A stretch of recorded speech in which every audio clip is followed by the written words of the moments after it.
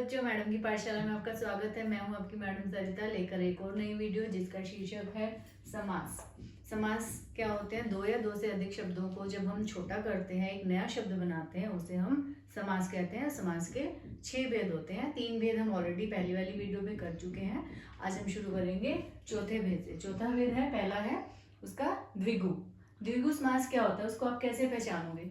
सबसे easy trick है इसकी कि जिस भी समास में पहला जो शब्द पद होगा वो संख्यावाचक होगा, मतलब उससे आपको किसी नंबर का पता चलेगा, वो आपका कहलाएगा द्विगु समास। उदाहरण से और क्लियर करो, चौमास।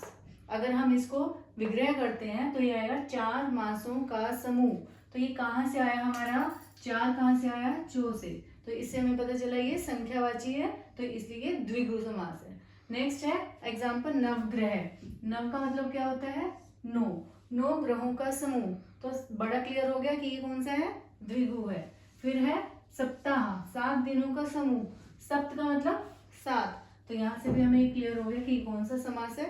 द्विगु। नेक्स्ट आ जाओ द्वंद्व समास। द्वंद्व समास क्या होता है? जिस समास में दोनों पद प्रधान हो।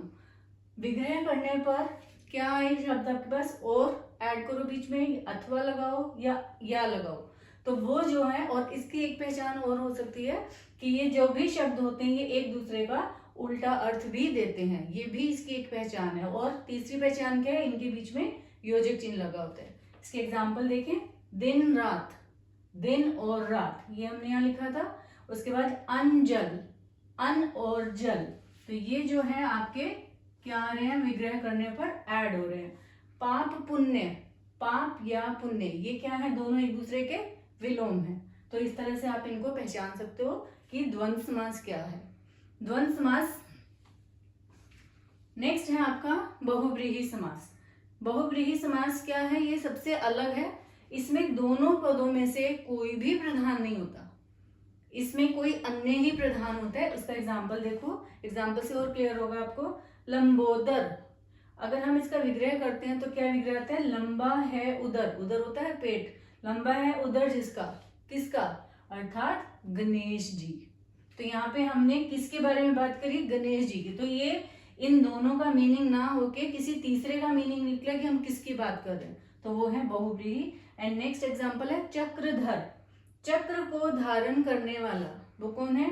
या कृष्ण जी या विष्णु जी। तो जब भी हम इन दोनों की बात ना करके किसी अन्य की बात करेंगे, वो आपका बहुव्रीहि समास होगा। मिलती हूँ जल्दी नई वीडियो के साथ। मेरे चैनल को लाइक, शेयर एंड सब्सक्राइब कीजिए। Thank you.